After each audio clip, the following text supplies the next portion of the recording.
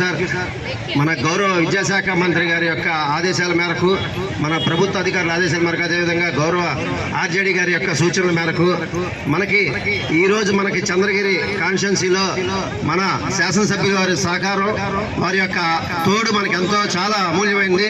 మనకి అన్ని రకాలుగా ఆయన సహకారాలు అందిస్తూ మనందరినీ ముందుకు నడిపిస్తున్నారు. ఈరోజు ఈ కార్యక్రమానికి దిగ్విజయంగా జరగడానికి కారణమైన విశిష్ట అతిథులు మన గౌరవ శాసనసభ్యుల వారిని మన బడి పిలుస్తుంది కార్యక్రమం మీద ఉద్దేశించి మాట్లాడవలసిందిగా కోరుతున్నాం. Thank you sir. ఈరోజు ఇక్కడికి విచ్చేసిన చంద్రగిరి నియోజకవర్గానికి సంబంధించిన టీచర్స్ అందరికీ, అదేవిధంగా ఆర్జేడీ శామిల్ గారికి, డిఓ గారికి, విద్యార్థులకి అందరికి కూడా పేరు పేరు నమస్కారాలు. మీకు తెలుసు, గతంలో కంటే కూడా ఈరోజు భిన్నంగా 2024 సంవత్సరం ఎన్డీఏ కూటమి వచ్చిన తర్వాత ఐటీ శాఖ మంత్రి, విద్యాశాఖ మంత్రి అయినటువంటి నారా లోకేష్ బాబు గారు వచ్చిన తర్వాత విద్యా సంస్కరణలో ఎన్నో విధమైనటువంటి విభిన్నమైనటువంటి సంస్కరణలు తేవడం జరిగింది.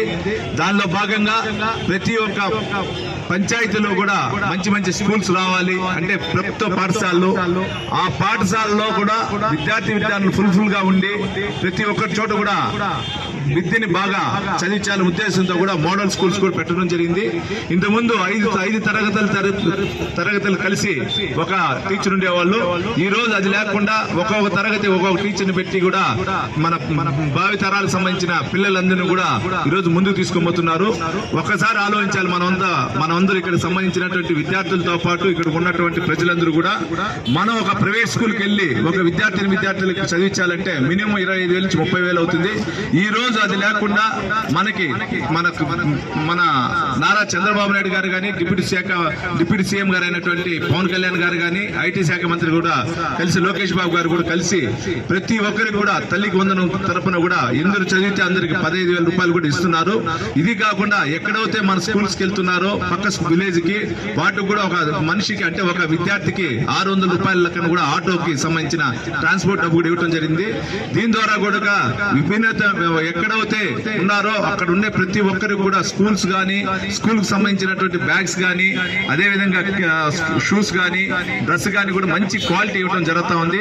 మధ్యాహ్న భోజనం పథకం కూడా ప్రతిరోజు గుడ్డు పెట్టి కూడా మంచి భోజనం పథకం కూడా ఇవ్వడం జరిగింది. ఇదన్నీ ఎందుకు చెప్తున్నాం అంటే ప్రజలందరూ కూడా మనం ప్రైవేట్ స్కూల్ చేర్చి మన యొక్క బతుకు పైన భారం మోపకుండా మన గవర్నమెంట్ స్కూల్ తీసుకొని వచ్చి పక్కన ఉన్నటువంటి రాష్ట్రాల కంటే కూడా భిన్నంగా మన రాష్ట్రంలో ప్రభుత్వ స్కూల్స్ బాగా డెవలప్ చేయాలనే ఒక నినాదం తెలుతున్నాం.